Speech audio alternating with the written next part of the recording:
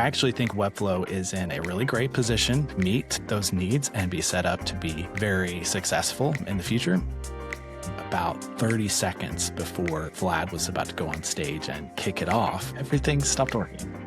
I don't believe in career paths or career ladders or anything. Life is much more fluid than that. Oh yeah, the classic CMS slider. Okay, Matthew. So you work at Webflow. And I do. You know a thing or two about what the future may hold.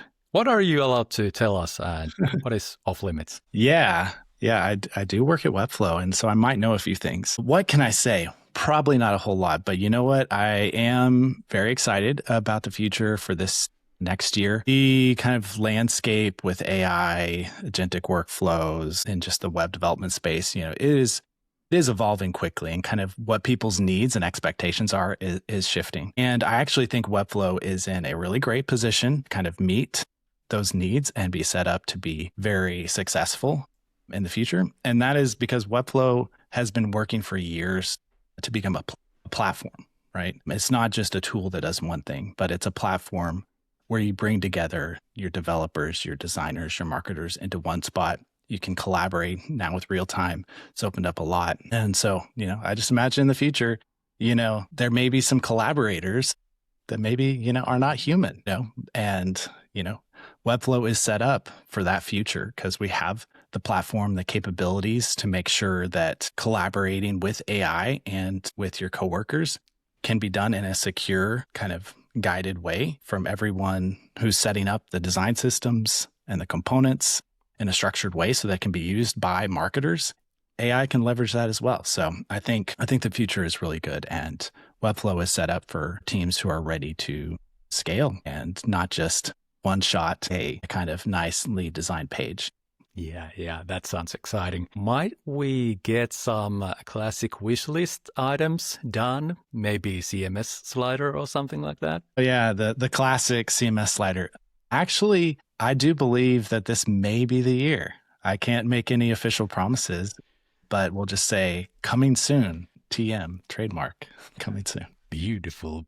Yeah, but no, obviously that's one we've known for a long time that's high on the wish list. And while there are workarounds and things that you can do, anytime we can have something built in directly in Webflow where it's, kind of just one click magic, that's what we love to see. So yeah, I'm very hopeful that we'll see it.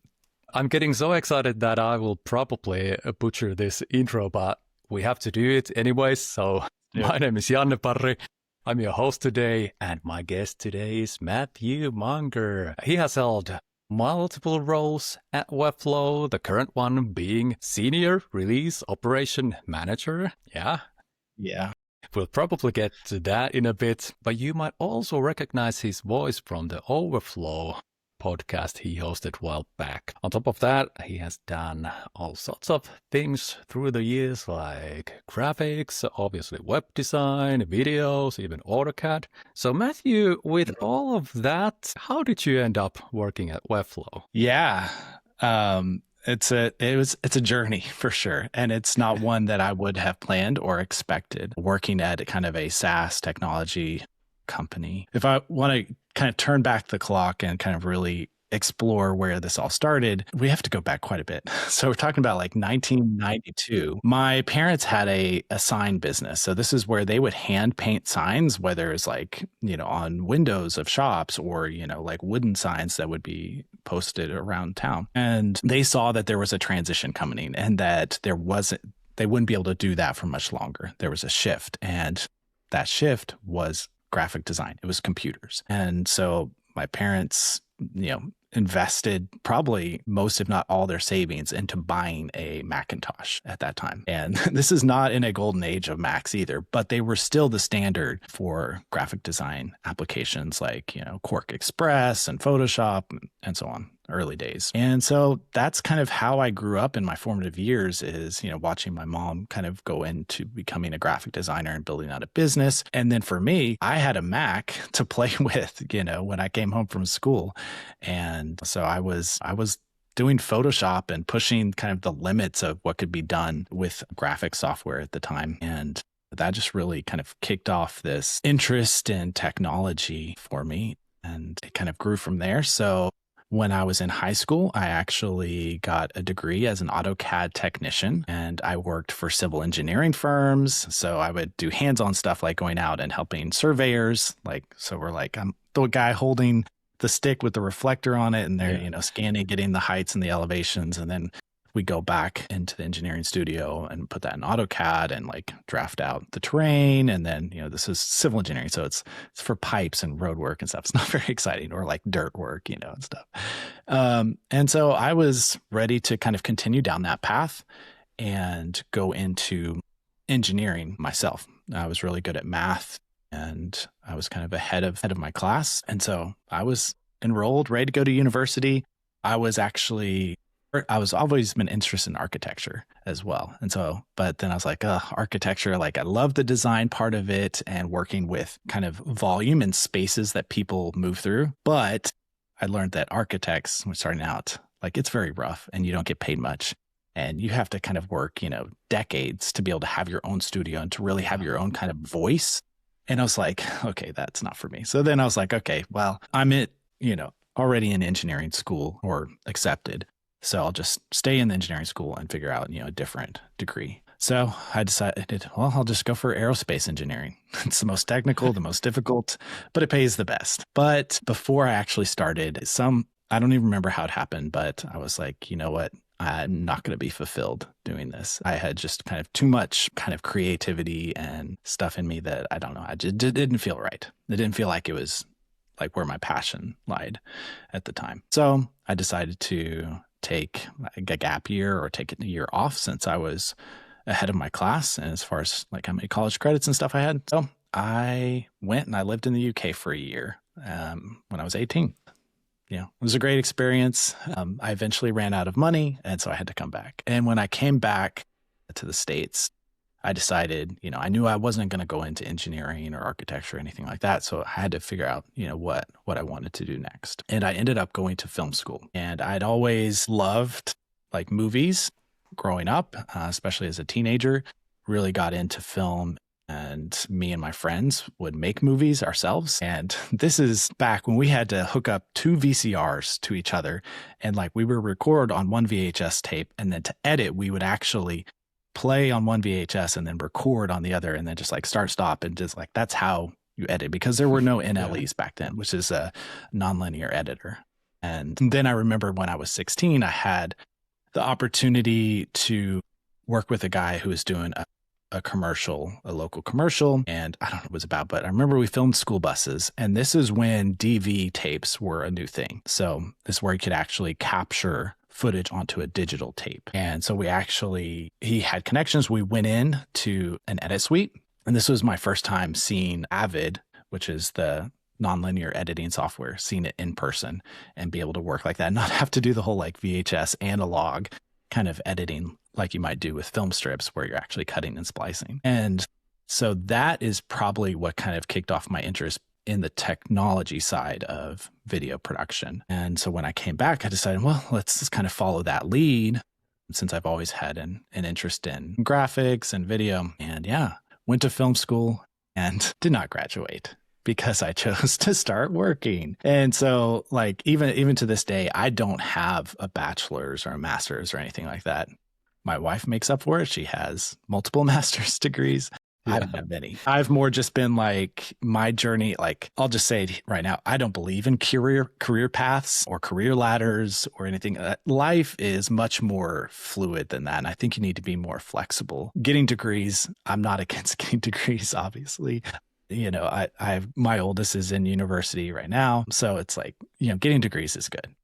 But it wasn't what I needed. So it's not like a one size fits all. Like everybody needs to go to university to get a degree. Like if you want to go into tech, now, do you need to go and get a computer science degree? Probably not. You can get in, you could learn a lot faster other ways, through online courses or being self-taught or now with, Claude Code or, AI to actually kind of teach and coach you. But so left film school, and for about 12 years, that first 12 years, my title was kind of creative director or media director at that time. And so I was doing everything from in video production. So this was TV shows, commercials, music videos. I also did live production, so did AVL work. So AVL is audio, video, lighting. So, from technical directing, live productions, with multiple camera shoots, did everything from being Steadicam operator, Jibcam operators, all kinds of stuff. And so it was really fun. And I got to really kind of follow a lot of different creative visual disciplines in that time. I really enjoyed kind of leaning into my architecture interest back in the day. I got to build sets. So I would design them, and I would use AutoCAD and SketchUp and Cinema 4D and things to like actually build these out the plans. And then either I had a volunteer team who I would utilize to do the construction, or I would be doing the construction myself. And this was everything from, I built sets that were miniaturized, where it's like, and I actually used my girls when they were young. They were like, I don't know, probably like 5 at the time. Imagine a bunch of 5-year-olds, a set that's built to their scale. Yeah. And so it was like a coffee shop, but it was built at their scale. And then like we had this guy who was like 6 foot something come in and like try to order some coffee. And it was really humorous, but it's like got to build everything from sets like that to big stage productions where we're like building skyscrapers and walkways and kind of all kinds of things that fly in and out or roll in and out of the stage. And I always kind of liked that kind of the puzzle of how do you fit all these different things together and how can they all work kind of seamlessly. And I'll kind of jump ahead quickly because with websites and building websites, for me, it's the same kind of problem solving as I would do for building something in the physical space, like with that kind of architectural design lens. It's like when somebody is visiting a site, I think about how are they flowing through the space? What are they experiencing as they scroll or as they click, as they, these transitions happen? To me, it's very much exactly like architecture. It's in a digital space, So I worked in kind of video production. Towards the end, I was mostly kind of leading a post-production crew, multiple people. Everyone went from After Effects, motion designers to graphic designers and video editors and stuff. And yeah, a lot of fun. We got to do a lot of different creative disciplines. And it's kind of like whatever we thought, we were kind of allowed to do. So it was great as far as the creative freedom that we had. And then, I left that and I went freelance. And so I was mostly doing video editing animation as a freelancer. And during that time, it was just where I was living. It just wasn't, I was actually living in Lesotho in Southern Africa at that time. That's why I transitioned out of the role and went freelance so I could work remote. And it became really difficult to do video work remotely at that time. Yeah. Where I was located did not have great internet. It was 0.3 megabytes on a normal day, 1 megabyte speeds on a good day. So yeah, it would take me about 12 hours to upload an edited video to Dropbox. And then because of time zones, it would be like another day before I got feedback, and then I have a day to like make revisions and then upload it again. It's like, it didn't work. So that is when I made the transition to web dev. And my first experience with working with websites goes back to like 2008. And this is where I was an art director for a website, which is not something you would hear about today, but it was very important back then. I was literally the guy saying, this drop shadow is off by 1 pixel, or this horizontal line, and something's wrong about it, whatever it was. So it was very different back then. Yeah. So I remember having to work with the developers, and it was a pain back then, kind of to work between design and dev. And we also, I don't know if you remember this time, but kind of mobile devices were still pretty new back then. This was like 2008. So this is pretty recent after iPhones had come out. And responsive design wasn't a thing. You couldn't do that with CSS, right? So you had to have a separate website that was designed specifically for mobile. So basically just imagine like the content, everything, you're basically doing all the work twice, just in two different designs and layouts. So that was my first experience building websites. And then over the years, worked on other projects, where developers were building things out in Drupal or WordPress. I did stuff in Squarespace myself, even kind of before it turned into like this really template-driven sites. But so during that time in Lesotho, when I was building sites, I was mostly doing Squarespace sites, doing custom dev. I was a Squarespace Circle member, so part of the program. Hey. And just hacking on top of Squarespace sites. And that is what honestly really pushed me to is because I had to understand how to overwrite what I didn't like about the templates. And yeah, during that time where it was frustrating, it was like I'd make one design change and then hit save in Squarespace, and it would take like 30 seconds for the page to save before I could preview it. It was a pain. And then I know I had seen Webflow in 2014. For some reason, it didn't stick, or I didn't like stay with it. I just like saw it. So my account today says 2015 is when I created the Webflow account that I still have today. Yeah. And I remember when I actually dove in and started building Webflow, like I was just like so in love for many reasons. First of all, I love the blank page. And I know that scares a lot of people out there, but to me, that is the most like exciting thing is when I open a creative design tool and I see that just white box. And maybe it goes back to, my origins, and just opening Photoshop and Illustrator and just starting from nothing. It just, to me, that's like the creative freedom at its ultimate. And then in Webflow, I could build whatever I imagined. This was before mega navs, and I was building all kinds of complex, like kind of drop downs and integrating CMS and stuff. And it was just like, wow, I can actually do what I envision as far as, what would be good for kind of the site, the context, and the UI. And then not only that, like I said, not very good internet speed where I was. So once Webflow loaded, which at that time on that speed, and you can think of it as like 3G speed, if you remember that time. It's like that. What the Webflow designer would load it, maybe take 30 seconds or so. But once it's loaded, I could work and everything was just snappy. I didn't have to, I would see that autosave check mark in the top corner. And that was like peace of mind. Like you can't imagine like knowing that if the internet crapped out or something happened, the browser crashed or whatever, it was like knowing that everything was automatically saved and I could just pick back up where I left off. Or once the designer loaded, I could just work freely and not have to wait on things loading to be able to switch pages and silly things like that. Yeah, it was amazing. And then we got IX2 and then CMS and all this stuff. And it's like, yeah, I loved it. So yeah, I'm almost to how did I end up at Webflow? I'm almost there. So before we go to the actual like Webflow roles that you have had, about all the things that you have learned through the years, there has been so many things that I could point towards, but in your opinion or experience, if there are like young folks that are just entering the scene and they do not remember the world before smartphones, what could you tell them or advise them they should check out or maybe look into in order to learn some important lessons that you have learned through the years?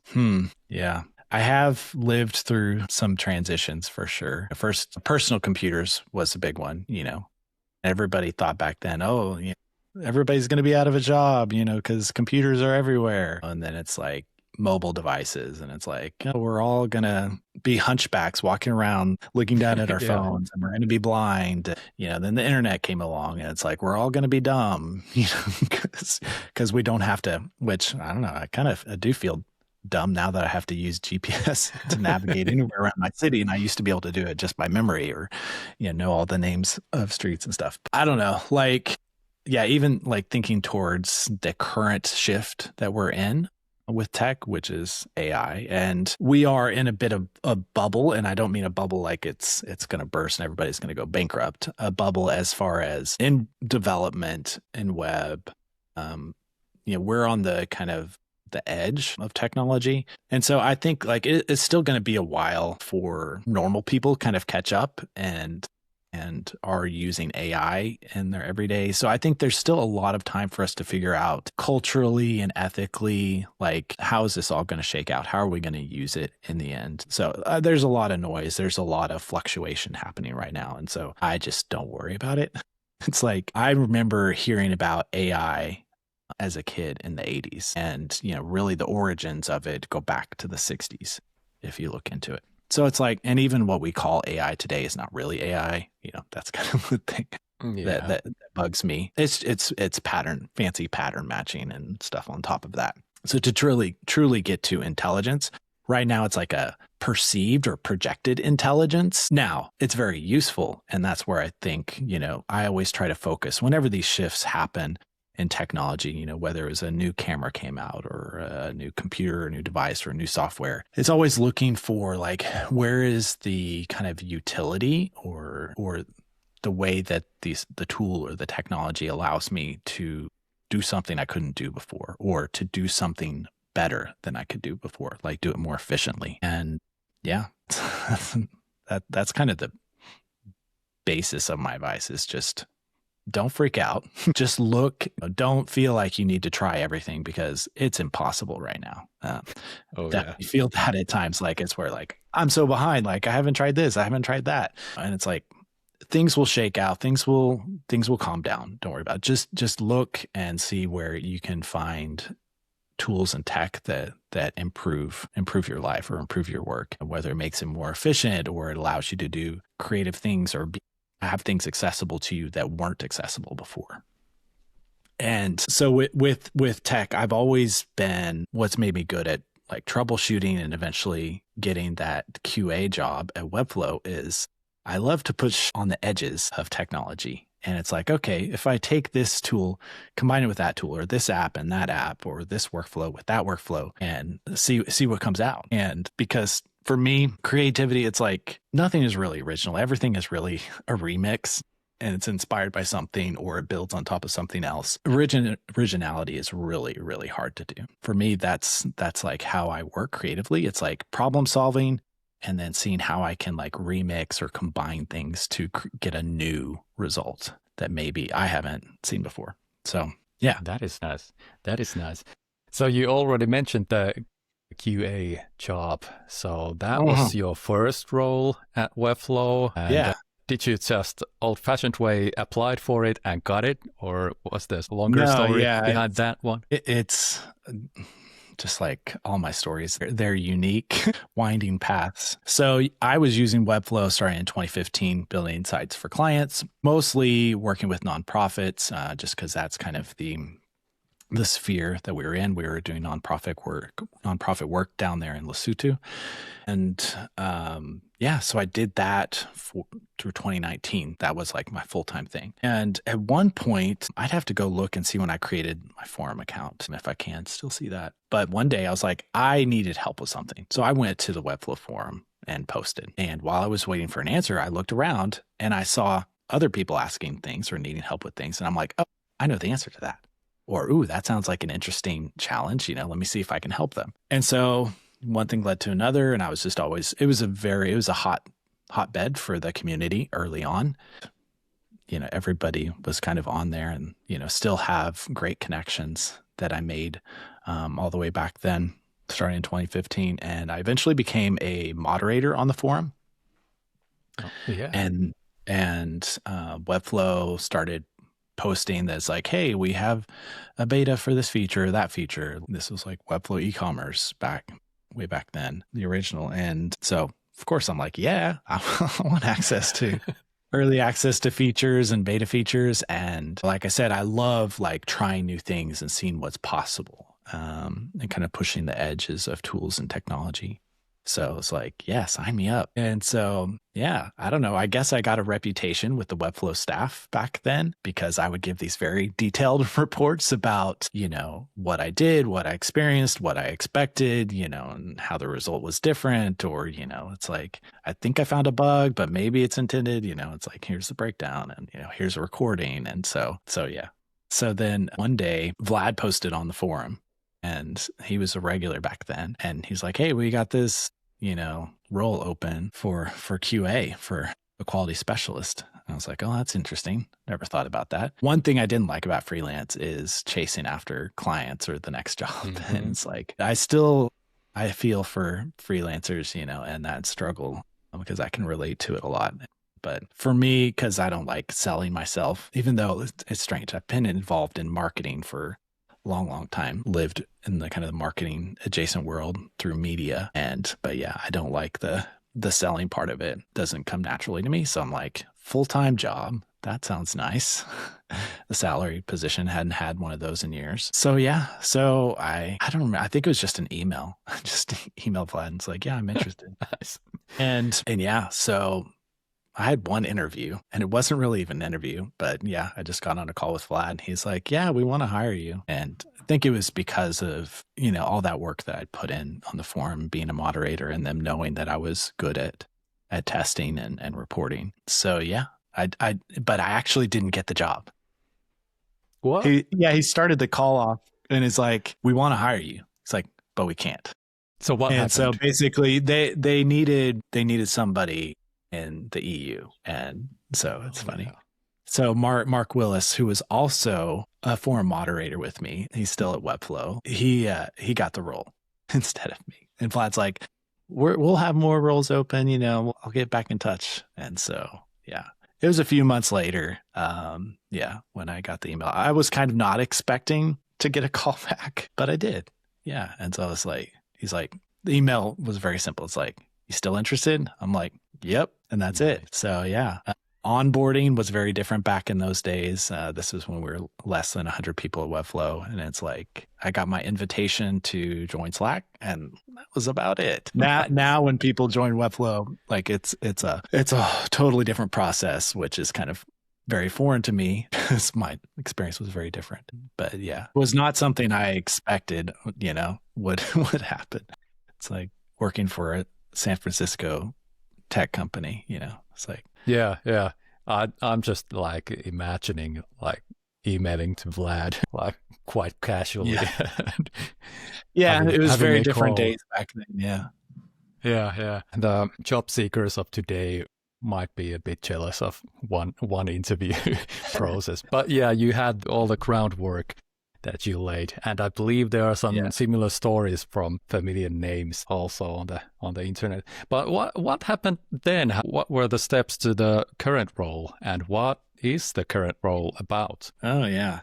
So even my journey within Webflow, since I've been here at Webflow, which will be 7 years in March. So I like sticking through with things that I commit to, whether it's companies or ideas, whatnot. Just to kind of aside, I've found that life is very cyclical in nature, and often it takes time to see things come to pass. And often I see it takes 2 to 3 years for something to really kind of pay off or to come into existence. And, that's in kind of personal life, but also just in work and things. And so I've been here 7 years and, so I guess on kind of the job thing, it's like one thing I do see in the tech industry is people who will stay at a company for 2 years or sometimes even less, sometimes as short as 6 months. It's not something I like about the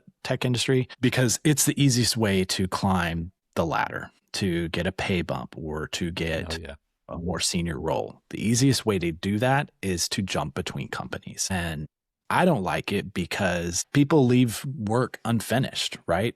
And things just get interrupted. It slows things down. And it's like, with my work, with my roles, I want to see things followed through. I want to actually see change happen. I'm not just there to earn a check or salary, even though I appreciate that, but it's like, I actually want obviously. I want to actually make a difference. And that takes time and commitment. So that's why I'm still at Webflow. That's one of the reasons, just kind of my kind of personal ethics there. And within Webflow, it's been a winding road. So I started in QA as a quality specialist manual tester, and I loved it. I worked it was somewhere between 11 and 13 different product teams. Often I was on 2 or 3 teams at the same time, when most QA specialists would be on 1 team, maybe 2. I just really loved joining new teams that were spinning up and really helping to bring my perspective, having been a customer and still using the product. Like, I still have, clients on the side and still do work, it's like, so I have a very unique perspective being embedded and working with the teams, building and planning the features, and also being on the other side, actually using those features and understanding how it works in practice in a team or when you're building a site. And yeah, I just wanted to bring that kind of help to as many teams as I could. And I really saw that's where the value was. So yeah, I did QA for 2.5 years. And yeah, it was a great time. The reason I transitioned out of it, well, I wasn't planning on transitioning out, but I did see there was a trend coming, and that was with automated tests and such. And so there was a shift happening there in kind of that part in that role. And I'm really good at HTML and CSS. Even JavaScript is like hard for me. It doesn't work with my brain. I have a thing where it's like languages are hard for me, and JavaScript, it's called, they're coding languages for a reason. Yeah. And for some reason, JavaScript just doesn't click with my brain. And it's like, there are occasions when I can like manipulate the code and like edit it or adjust it, and understand what's going on, but writing it, no, just not going to happen.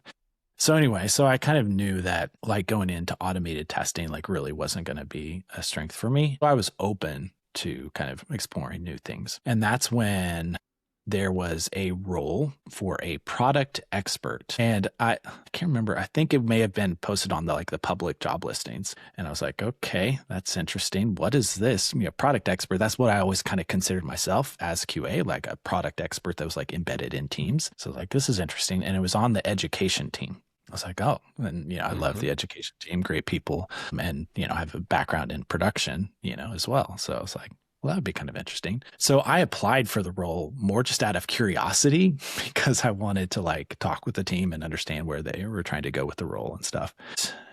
I ended up getting offered the position. Like, I wasn't expecting it. Yeah, like I said, it was more just out of curiosity that I applied. And so then I had to actually decide, okay, do I actually want to take this role? It'd be a shift. And like I said, I knew QA wasn't going to be for me term. And now we don't even have a QA kind of team anymore at Webflow. So it was a good call. And the reason is quality. Like I said, we have automated tests. There's a lot of different tooling that we have available now. And, everybody is responsible for shipping quality code, so if you're an engineer, you're always responsible for what you ship. A website developer, or, you're a full stack engineer at Webflow or another company, you ship the code, you're responsible. But yeah, so where was I going with that? So yeah, this role as a product expert. So they were trying something new, which was an advocacy team, which was on the education team under the education department. And yeah, I went there and I worked under Waldo Woodbrook. He was real big in the community back in the day as well. Helped start up our customer support department at Webflow, and was spinning up this team. Nelson Avalos, a Pixel Geek, was the other one. And so it was kind of the 3 of us and one other person who was hired from the community. We started up this team. And yeah, just through kind of personal circumstances, after a few months, I was kind of the only one left on the team. And so it was like the original kind of vision for it didn't quite work out. And so here was Matthew, just kind of a team of 1 inside the education team. And so that's kind of how I joined the community team, is because like Matthew needs to go somewhere. So it's like, okay, well, you're really connected with the community. Join the community team and you'll still be, product expert. So I was still kind of doing the same things, but it gave me a team to belong to. which was really nice. And most of the time that I was there was working under Emily Linetto. And it was a great team that we had. Really enjoyed that. Yeah, was this the part or the phase when you produced the Overflow podcast? Yeah, that's right. So 2023, yeah, it was my idea because I was trying to think of ways to, well, no, here's how it came about. So as a product expert, and being embedded in the community, every week I was talking with people from the community just to hear from them, what things were like on there. And, if they're a freelancer and part of an in-house team or an agency, what did it look like, from their viewpoint? What were their struggles? What did they love about Webflow? What did they wish Webflow had that it didn't yet? All those kinds of things. I was having those calls. And I like hearing people's stories, their backgrounds, meeting people from all kind of walks of life all around the world. And so I was just like, I'm having these calls with people every week. I wish more people could join these conversations. And so that's kind of how it can be. It's like, well, why don't we just record it and release it as a podcast? And yeah, so that's what we did. And my goal was to do one episode a week for a year. It got to, I think, 43 released episodes. So it almost got there. It bugs me that didn't quite meet the goal. But yeah, it really pulled together what I was doing at Webflow at that time, along with my production experience background. I knew how to produce a podcast. I knew how to run cameras and mics and all that kind of stuff. Yeah. So that's how the Overflow podcast came to be. So I would record with guests from the community, and like the first hour, we would talk about them and just who they are and their experiences. And the idea was to help community people get to know each other better. And I actually got feedback where it's like somebody knew someone who was a guest on the podcast, and they're like, I learned something about this person who I thought I was really close with. And it's like, cool. That's the goal, is like to really get to know each other better and kind of foster community. And so I would edit that first part of the recording down to 15 to 20 minutes, really tightly produced audio edit only. Wouldn't work in video format, but really tight, because at the time there were a couple other podcasts in the Webflow space, including Webflow, which was kind of on the longer end or medium-ish end, and then the one with Emily Giordano. Gosh, the great design lead. The great design lead. Yes. One? Yeah. Yes. Yeah. So, and it's funny, all three of those podcasts are not going today anymore, but they were good. So at that time, we got new folks. Yeah. I appreciate it. So at that time, it was like, okay, I didn't want to compete with them.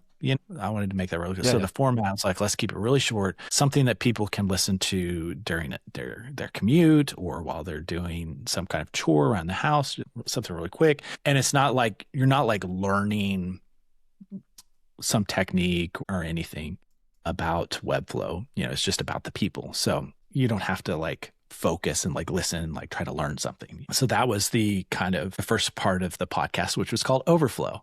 Then there was a second part of the podcast called Overflow Hidden. Ooh.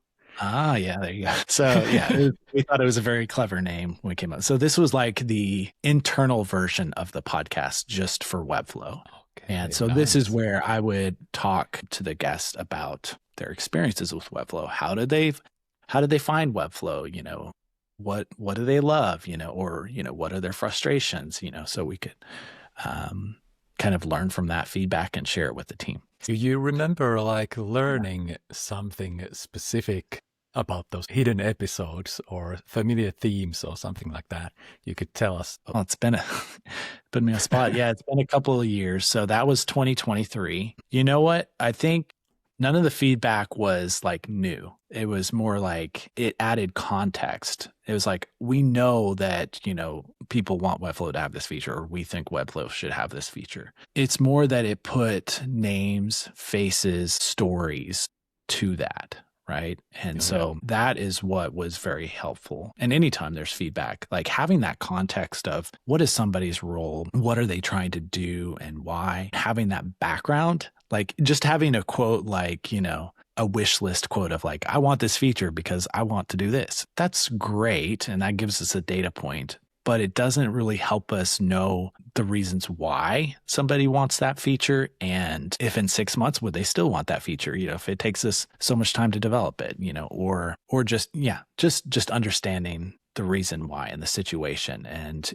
getting that customer empathy, right, to go along with the feature wish list, because feature wish list is just a dry static thing. It's like, no, we really need to understand why people need this. What's their motivation?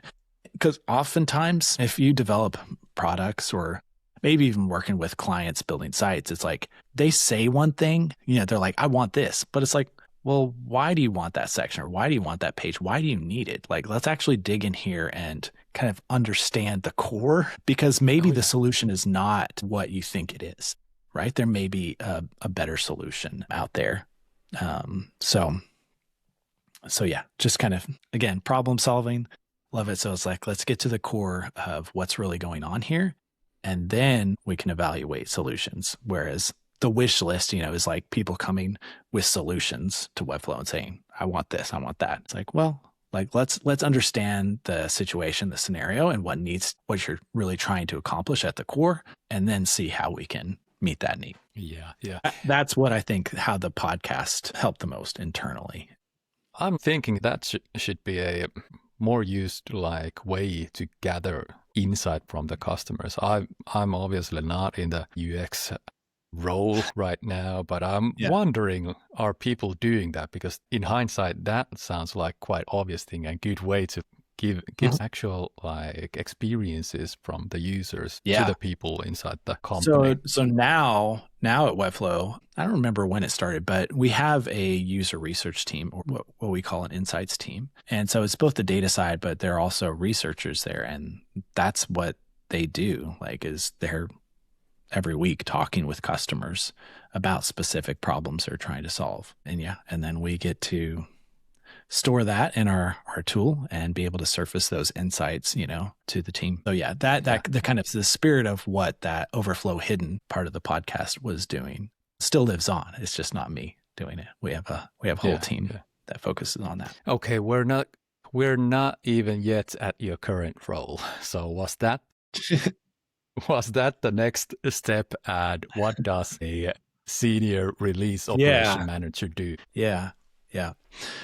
Well, this was a role that was kind of presented to me if it was an opportunity I wanted to take, and I did. I always felt like it kind of brings me back to working with engineering and product directly, which was always something I loved, but it also keeps my connection with customers as part of and the reason is, as release ops manager, I'm in charge of the operations, automations, all the things related through getting a feature from what we would like consider early stage, like alpha, all the way through GA. And so mostly that's like if we're doing like internal testing, which I created this thing we call the Alpha Arcade, which is kind of a fun way for us to get together every week and test upcoming features before they become betas and get into customers' hands. But then, then I work with the teams on recruiting and kind of rolling out beta features to customers, and then working with our go-to-market team on how we GA those features. So it's an ops role. So it is a lot of behind the scenes, like working with docs and workflows and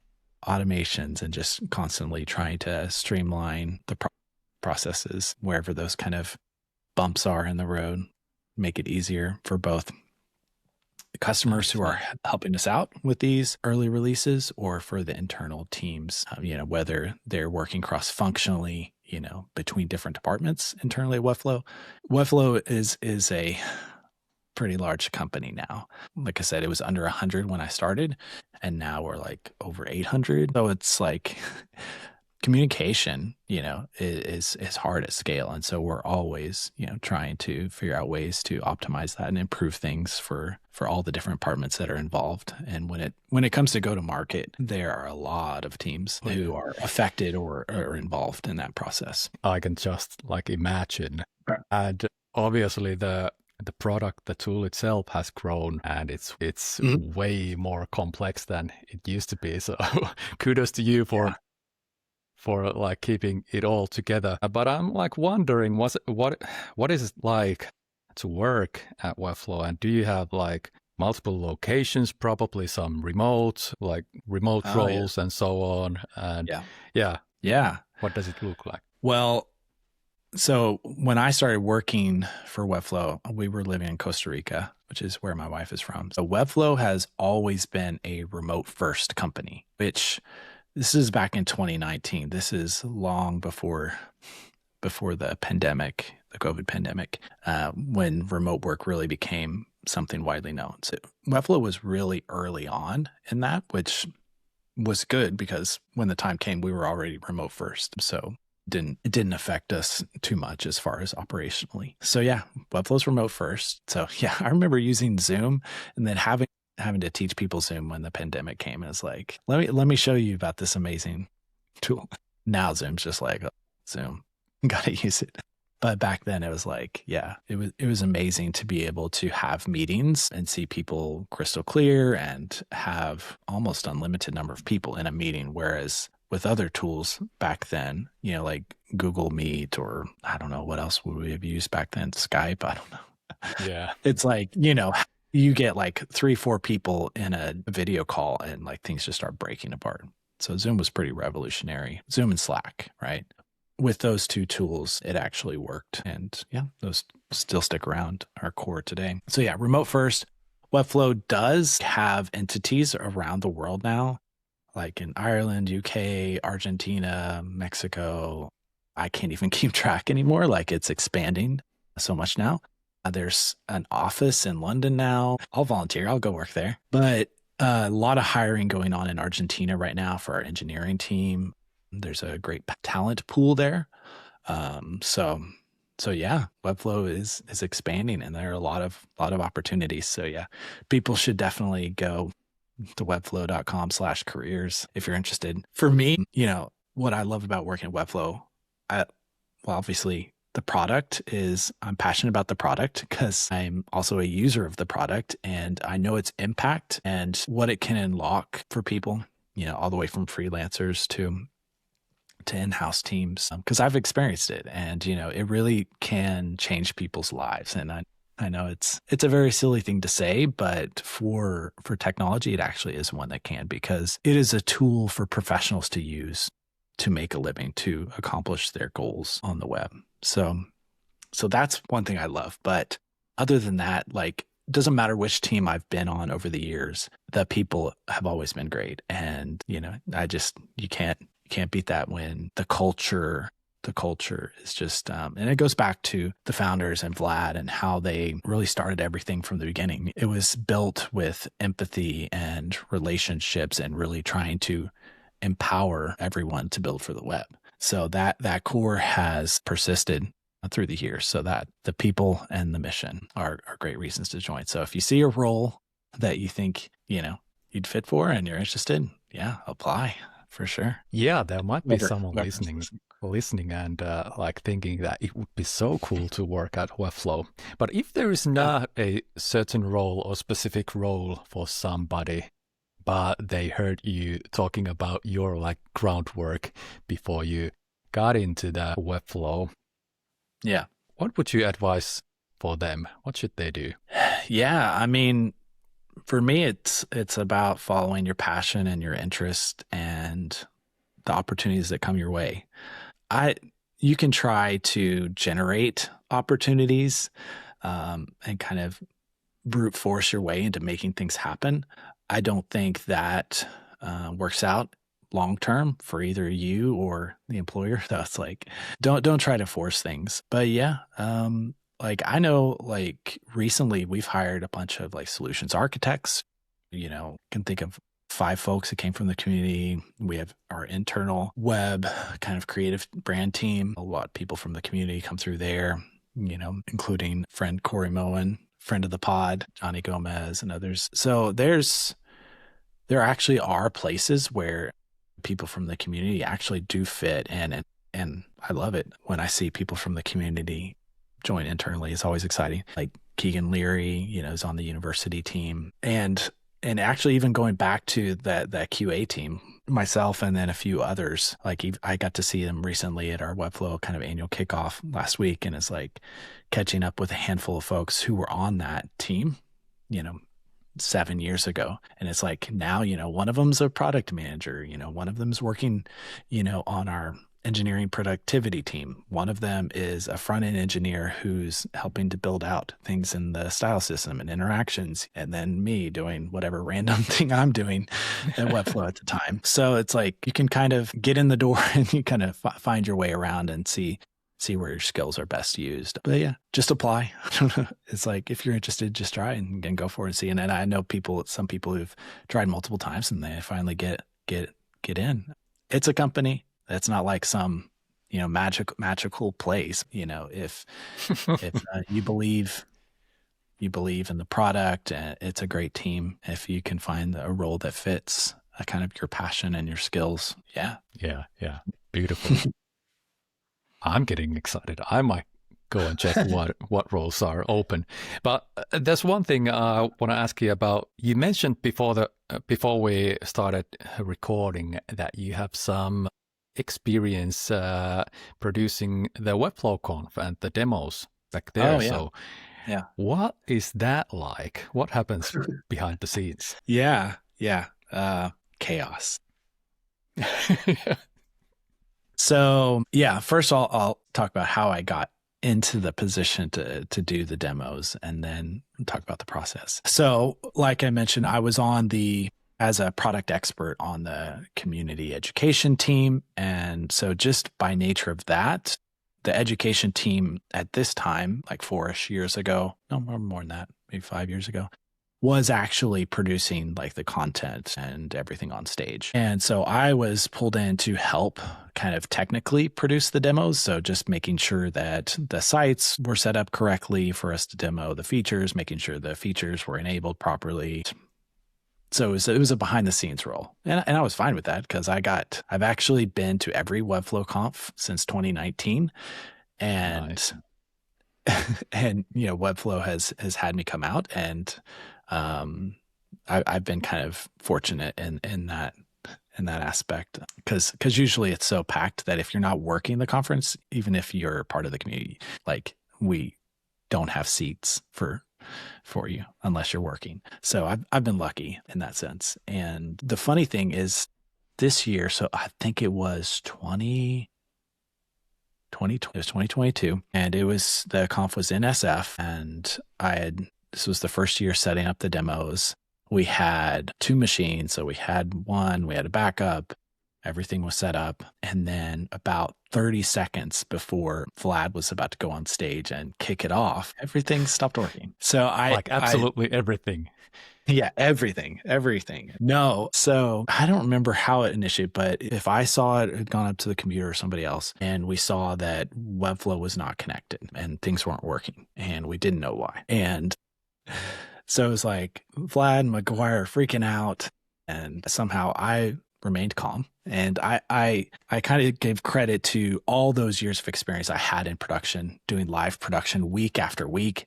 And it's like, I can't tell you how many times when we're live on the air, whether it's online or on television, and I am underneath a console, hot swapping cables or trying to figure out some kind of camera issue or something with the decks. And it's like, you can't panic. It's like when you're in a live situation, if there's something you can do, you do it. If there's nothing you can do, you just figure out the best way to move forward. So I kept calm in the situation. And it's funny, so I needed to go do something on the computer to try and troubleshoot this. And there were some people backstage, and we didn't want to risk spoiling anything on the monitor of the computer because I need to actually touch things and go around. So a few people formed a wall, like what you might see in soccer or football, like when there's a penalty kick, like, or a free kick. And they formed a wall in front of me so that nobody could see the computer screen. And then I started troubleshooting.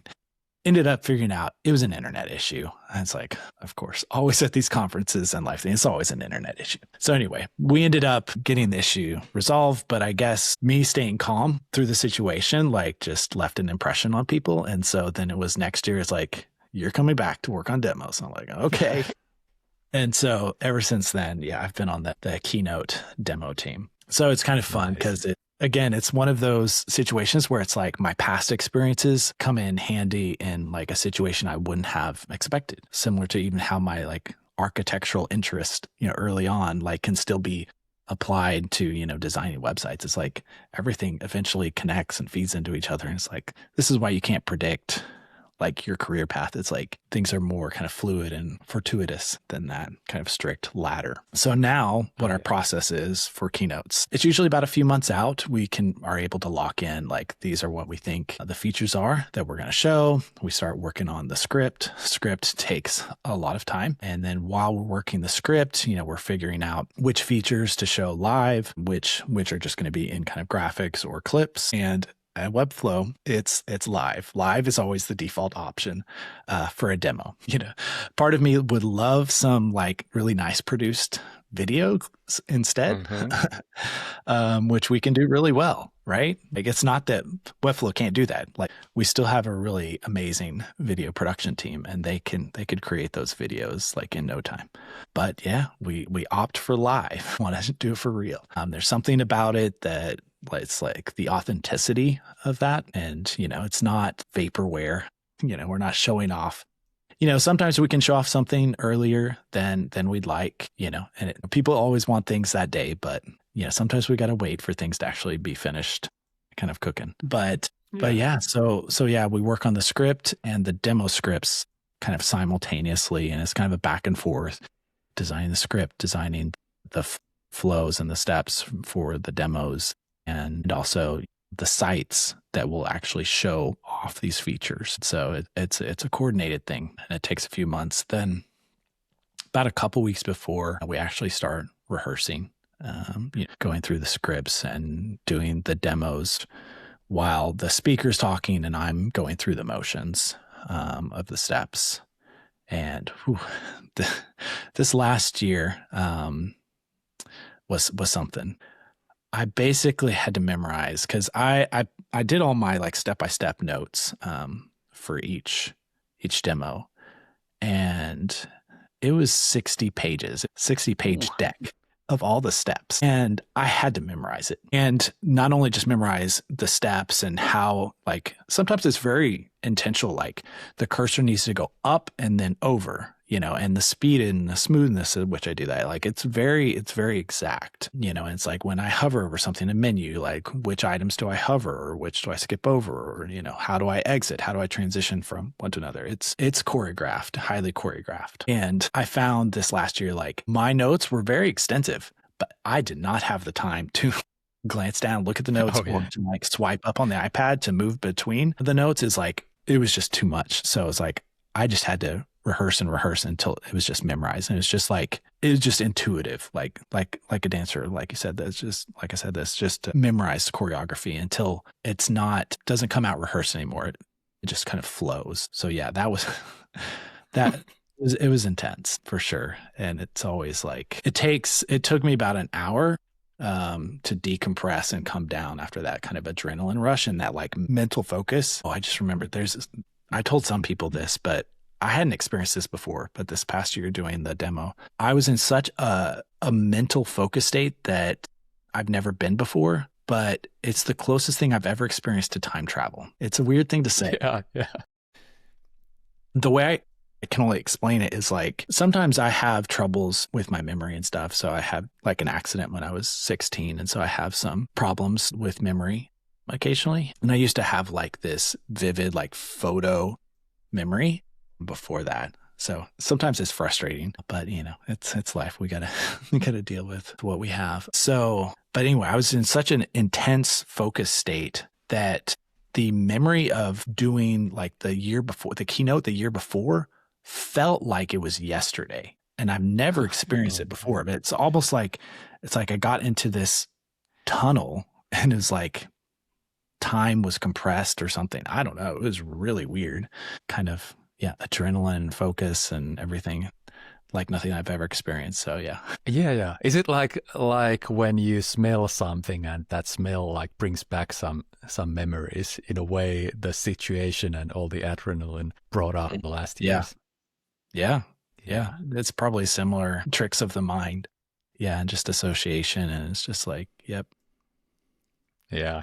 But yeah, keynotes, they're intense. They're fun. Unfortunately, I do have one problem with the keynotes, is that we're maybe too good at doing live demos, that people question that they're actually live. And so if you have any ideas, like, how can I prove that?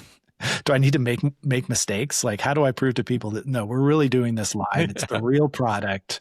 We're doing all the risky things, it's we're using the internet, but yeah. Yeah. Well, maybe you could take that just as a compliment. Yeah, it is for sure. And in a similar way, I might say for the community, even if it's not my place to say, but I feel that people are always hungry for the keynotes and hungry for the new features and such. We are like never satisfied. That might feel like it, but in a way that could be seen as a compliment to that Webflow is playing on such high level that there's raving fan base that wants everything now, here, please. I'm part of that as well. Yeah. I'm always never satisfied. Yeah. And always like, oh, what's next? But yeah. But one thing I think is cool is Webflow, like, we don't hold features back for the conference. And it's not like we announce and ship things once a year and then we go quiet for the rest of the year. It's like, no, we're constantly shipping, and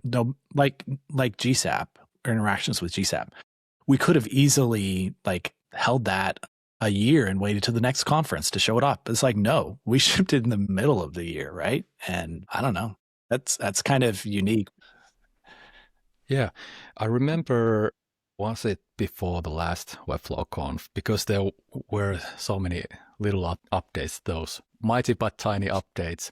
I was like worried that, is there going to be anything left for the WebflowConf? So I can totally see that there is features coming up through the year. So that is exciting. Yeah. Okay.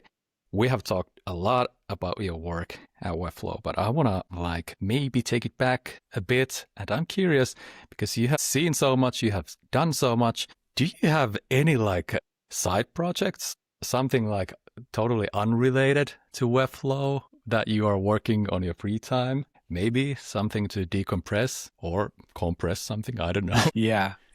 Well, yeah, I do, I guess. And kind of along those lines, I just finished a sabbatical, which talking about like working at Webflow. That's one of the really nice benefits. After 5 years, you get 5 weeks off and a little bonus to kind of refresh. So I just finished that just over a week ago and came back from that. And yeah, I did exactly that. I decompressed. I kind of unplugged from the computer, from the internet, mostly. Yeah, got to work on side projects. So I did some genealogy research, tracing my family roots like back to like the 1500s. Oh, cool. Which was fun. A lot of like English roots, but also Scots, Irish, and German. My name comes from the German side of my family. So that was kind of fun.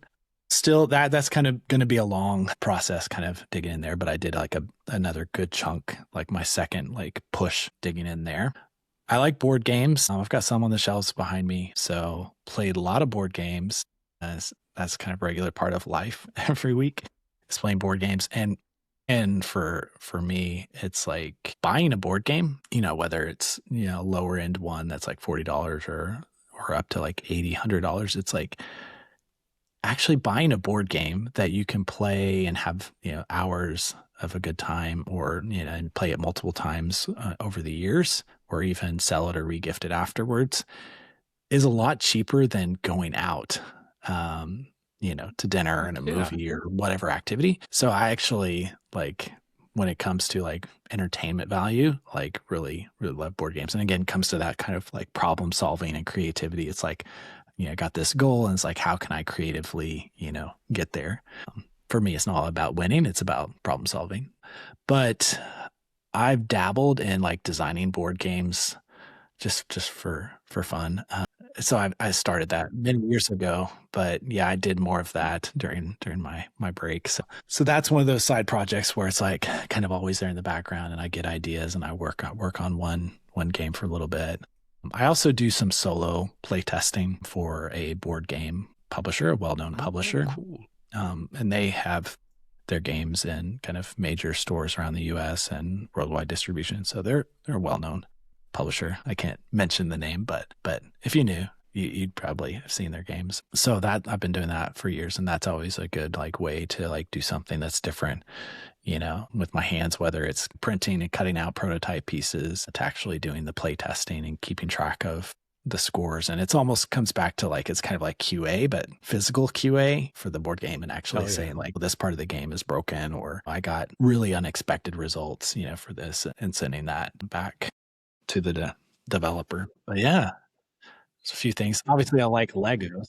You can see lots of Legos behind me. Legos and Middle Earth, Star Wars. Yeah, those are kind of hobbies and things I like. Yeah, the Legos are like doing some really big stuff with the adult audience, or the Legos that are intended for adults. I do have one Lego there. It's just around the corner. But yeah, I just would like to buy more Legos. But I was about to say about those board games. Those are fascinating too, because there is the balance on how complex game you want to play with the specific group. And obviously, if you find the right people and the right game, that can be magical. That I do take on that role of solving that puzzle before you even sit down to play a game. It's like, okay, what is the group? What's the group size? What is the dynamic of the group? How kind of aggressive or passive is the group? Do we want something that's cooperative or not? And it feels good when you're like, you get the right game to the table with the right people at the right time. And it's like, everybody has a good time. Yeah. Feels good. Yeah.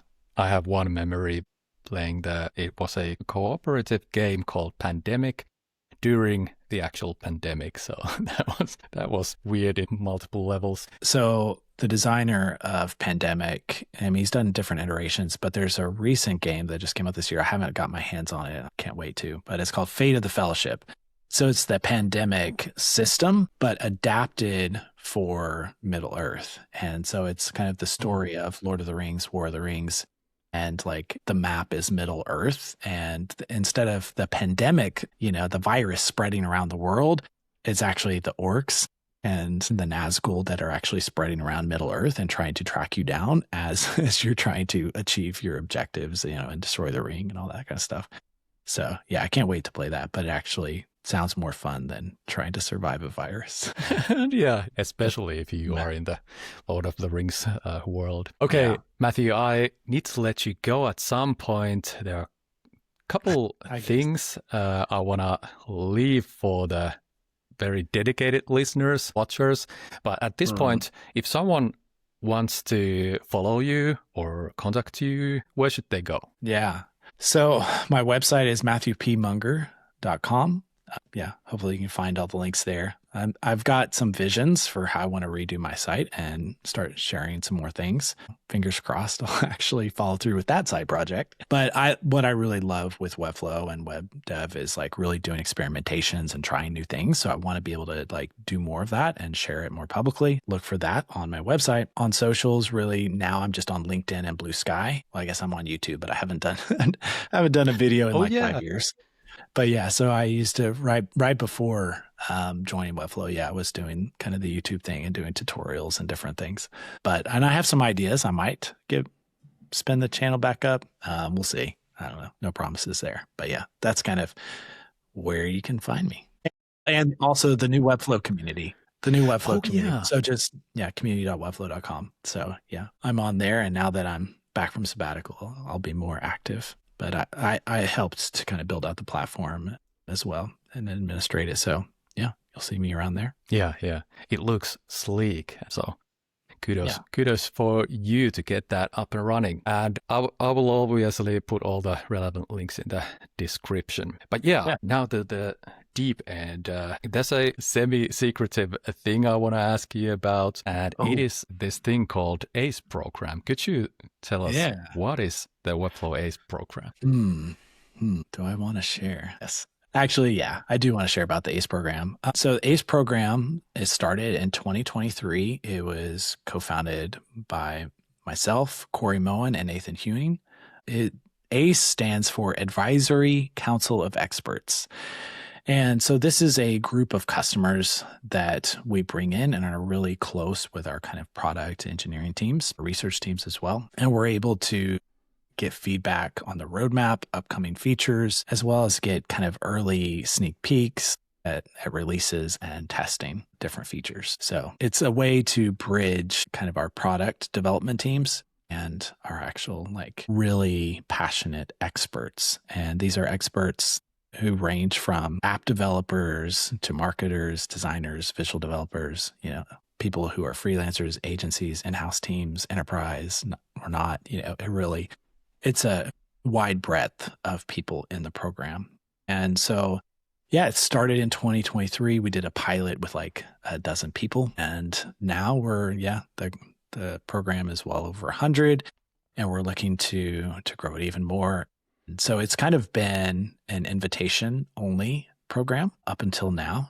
And so we've actually got plans to make it where it's equitable and people can know about the program, but also know how they can earn their way into the program. So that's something you can be on the lookout for, later this year. If people are interested and getting involved, with Webflow and helping to see the future become reality. It's a great way to get your voice and your experiences in there and have direct connection with the Webflow team. Yeah. And that is actually where we first met. And I have to say, there has been quite a few ACE members on this show. Yeah, that is another benefit of the program is it's a really kind of tight sub-community. And because it is a private space, you're able to kind of openly talk about things, challenges maybe you're trying to solve that other people might have, the answers, the experience to kind of help you. So it's a great like little network as well. Yeah. Okay. Are you ready for the last section? Oh, yes. Do you know what's coming? Yes, I do know. Well, yes, I know the format of what's coming, but I don't know what the saying is going to be, obviously. Yeah. For those who are not following, the last section is the weird little Finnish section where I tell a Finnish saying or an idiom. I will translate that to English, and then Matthew, in this case, will try to figure out what it is or what does it mean. What does it mean? And today, this might be quite easy. I'm not sure. This is so familiar to me that it feels like easy. In Finnish, it is täyttää vuosia, and in English, it is to fill years. So what does it mean if I say that I just filled some years? You felt some years. Not felt, filled, like you fill a bottle. Oh, filled some years. I mean, it kind of reminds me in English, we would say like time flies, like kind of feels like that. Like, where did the years go? Like time has gotten compressed thing and moved really fast. Yeah. It's a good guess. Not exactly right, but on the right topic. So It actually means to have a birthday, just simply. Oh, okay. If I say I just filled some years, it means that I just had my birthday. So in a way, when you get 1 year filled, that's a birthday. That's the logic. There you go. Yeah. That makes sense. That's a weird little thing I have to do at the end of every episode. I enjoy it. It's a great way to add a little personal touch at the end. Yeah. I feel so too, and we have to root for our little country and language. Okay, Matthew, thank you so much for being a guest on the show, and hopefully we get to meet at some WebflowConf.